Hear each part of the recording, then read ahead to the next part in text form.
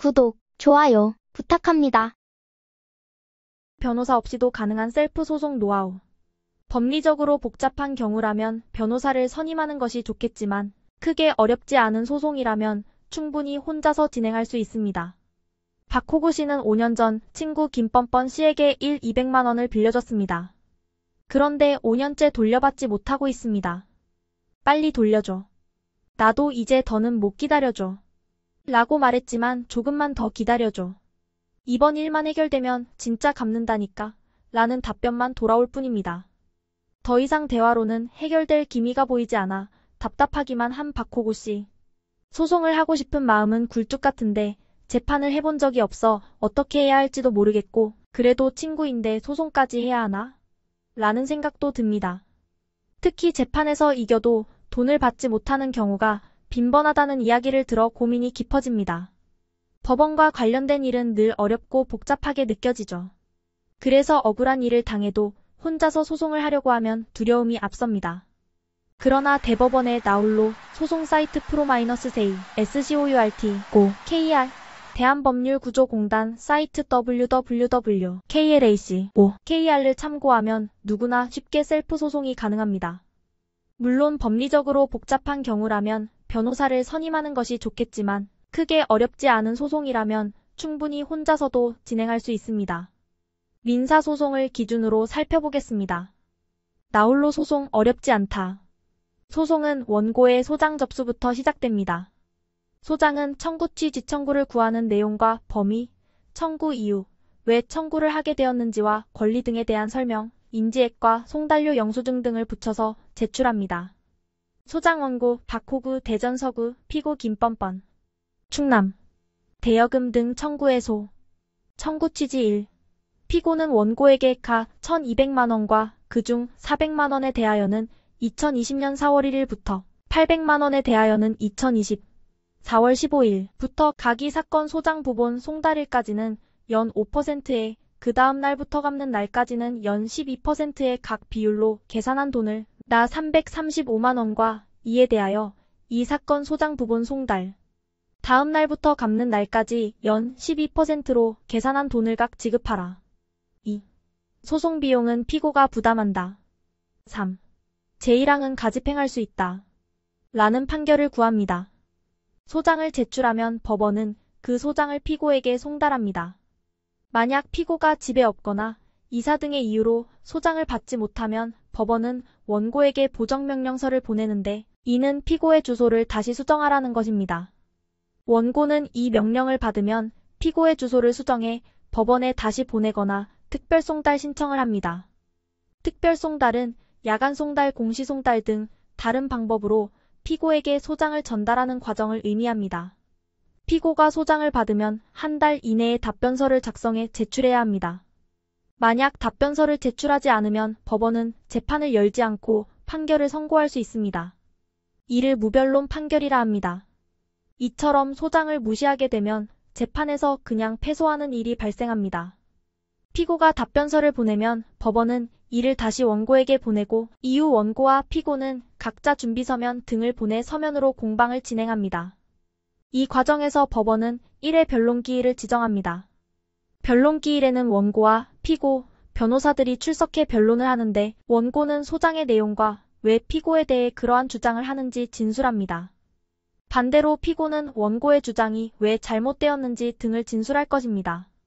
민사소송 과정 원고 소장 제출 사무관 등 보정권고 소장 심사 송달 피고 답변서 불제출 답변서 제출 자백 답변 부인 답변 재판장 기록 검토 사건 분류 변론기일 집중 증거 조사기일 준비 절차 조정 절차 서면에 의한 준비 준비 서면 공방 조정 수소 준비기일에 의한 준비 담당 법원 판사 주장 증거 정리 직접 조정 판결 불성립시 이 충분히 진행되면 변론을 끝내는 변론 종결 단계가 됩니다.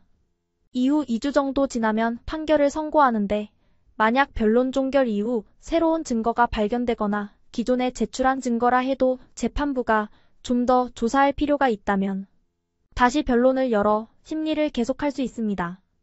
판결이 선고되면 원고나 피고는 상급법원에 항소 혹은 상고를 할 수 있습니다. 참고로 기본적으로 모든 소송은 피고의 주소지를 관할하는 법원에 소장을 제출해야 합니다. 만약 피고가 법인이라면 법인이 위치해 있는 곳 또는 주된 영업소가 있는 곳에 법원에 소장을 내도 됩니다. 그런데 어떤 경우에는 피고의 주소지뿐만 아니라 원고의 주소지, 사건 발생지에 법원도 소송을 관할할 수 있습니다. 대표적으로 돈을 갚으라는 소송인 금전 지급 소송은 원고의 주소지 법원에 소장을 제출해도 됩니다. 부동산에 관한 소송은 부동산이 위치한 지역의 법원에 제기하면 되고, 누구를 폭행하는 등 불법행위에 대한 소송은 그 불법행위가 발생한 지역의 법원에 제기할 수 있습니다. 한편 관할에 상관없이 소장을 받았을 때 그 소장에 별다른 이해 없이 답변서를 제시하면 해당 법원에 관할권이 생깁니다. 예를 들어 서울에 사는 A씨가 부산에 사는 B씨에게 돈을 빌려줬는데 갚지 않자 이를 갚으라고 닥달했고, 화가 난 B씨가 마침 인천에 있는 모임에서 만난 A씨를 폭행했다고 가정해봅시다. 기본적으로 피고인 B씨가 사는 지역인 부산에 관할이 있지만 금전 청구이므로 A씨의 주소지인 서울에도 관할권이 생깁니다. B씨가 A씨를 폭행한 장소가 인천이니 인천도 관할이 생깁니다. 결국 서울, 인천, 부산 세 지역의 법원 중 어느 법원에 소송을 제기해도 되는 것이지요. 한편 관할이 잘못된 소장을 받았다고 해도 그 소장에 별다른 이해 없이 답변서를 제시하면 해당 법원에 관할권이 생깁니다. 승소해도 돈을 안 준다면 어떻게 해야 할까? 결국 판결에서 이긴 박호구 씨는 김뻔뻔 씨에게 다시 돈을 갚으라고 요구합니다. 하지만 김뻔뻔 씨는 판결과 관계없이 나는 돈을 갚을 생각이 없다 라며 버티기에 들어갔습니다. 김뻔뻔 씨가 소송 결과에 승복하지 않고 돈을 주지 않는다면 박호구 씨는 어떻게 대처해야 할까요? 판결이 났는데도 빌려준 돈이나 치료비, 위자료를 주지 않는다면 어쩔 수 없이 밟아야 하는 절차가 있습니다. 바로 강제집행 절차입니다. 강제집행을 위해서는 먼저 집행권원과 집행문이 필요합니다. 집행권원은 확정 판결문, 지급명령서, 공정증서 같은 것인데 해당 문서를 보면 강제집행할 수 있다 라는 문구가 있습니다. 집행문을 받으려면 집행권원을 들고 법원에 가 신청서를 제출하면 됩니다.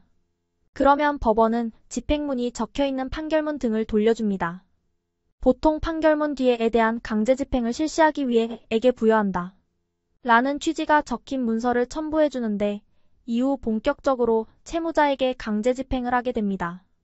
강제집행하려는 상대방의 재산이 부동산이나 채권이라면 법원에 강제집행을 신청하면 되고, 유체동상 가재도구나 집기 등의 물건이라면 집행관에게 강제집행을 신청하면 됩니다. 부동산에 대한 강제집행 시 따로 부동산 강제 경매 신청서와 함께 경매 예납금도 내야 합니다. 확보된 부동산을 경매의 형태로 현금화하기 때문이죠. 특히 첨부해야 하는 서류 중 부동산 목록은 수십 통을 요구할 수도 있기 때문에 법원에 미리 확인하는 과정이 필요합니다. 법원에서 강제 경매를 결정하면 해당 부동산은 우리가 흔히 이야기하는 경매에 붙이게 됩니다. 여기서 부동산이 매각되면 순서에 따라 채권자 등에게 배당됩니다. 채권에 대한 강제 집행은 보통 채무자의 예금이나 월급, 임대보증금 등을 강제로 확보하는 것을 말합니다. 즉 채무자가 누군가에게 돈을 받아낼 권리가 있다면 채권자가 그러한 권리를 가져오는 것을 말합니다. 예를 들어 채무자가 회사를 다니면서 월급을 받고 있다면 채권자는 채무자의 회사가 채무자에게 지급하는 월급에서 자신이 받을 돈을 가져오는 것이지요. 예금에 대한 강제 집행은 채무자가 은행으로부터 받을 수 있는 예금 채권을 강제로 가져오는 것이고, 임대보증금에 대한 강제 집행은 채무자가 임대인으로부터 받을 수 있는 임대보증금을 대신 가져오는 것을 말합니다. 이러한 채권에 대한 강제 집행은 먼저 판결문 등 집행권원의 집행문을 부여받은 뒤 채권 압류 및 추심명령 또는 전부명령을 법원에 신청하면서 시작됩니다. 추심명령은 월급 등을 대신 수령하는 경우에 사용하고, 전부명령은 월급에 대한 권리를 모두 이전시킬 때 사용합니다. 유체동산 강제집행 시에도 당연히 집행문을 받아야 하는데 다른 강제집행과 달리 집행관에게 강제집행을 신청합니다. 그러면 집행 날짜가 정해지고 강제집행 시 우리가 흔히 빨간 딱지라고 부르는 것을 채무자의 유체동산에 붙이는 형태로 진행됩니다. 이후 보름 정도 후에는 빨간 딱지가 붙은 물건의 경매를 진행하게 되고 채권자는 그 낙찰대금에서 돈을 회수하면 됩니다. 상대방이 재산을 숨긴다면, 채무자의 재산이 어느 정도인지 모른다면 재산관계 명시 신청을 하면 됩니다. 이때 신청서와 함께 집행문이 부여된 판결정본, 집행문이 부여된 판결사본, 송달 및 확정증명원 등을 함께 내야 합니다. 법원은 채무자에게 재산 목록을 제출하라는 명령을 내리게 되는데 이때 법원은 직접 채무자를 법정에 불러서 재산이 어떤 것인지 진술하게 합니다. 그럼에도 대부분의 채무자는 재산 내역을 제대로 진술하지 않습니다. 이 경우 재산조회 신청을 통해 강제적으로 채무자의 재산을 파악할 수 있습니다. 김뻔뻔 씨가 아무리 꽁꽁 숨기려 해도 법원이 강제적으로 재산 내역을 파악해줄 것입니다. 법률 상식 핵심 포인트. 대법원의 나홀로 소송 사이트, 대한법률구조공단 사이트를 참고하면 누구나 쉽게 셀프 소송이 가능하다. 판결이 났는데도 빌려준 돈이나 치료비, 위자료를 주지 않는다면 강제집행 절차를 밟으면 된다. 채무자의 재산이 어느 정도인지 모른다면 재산관계 명시 신청을 하면 된다.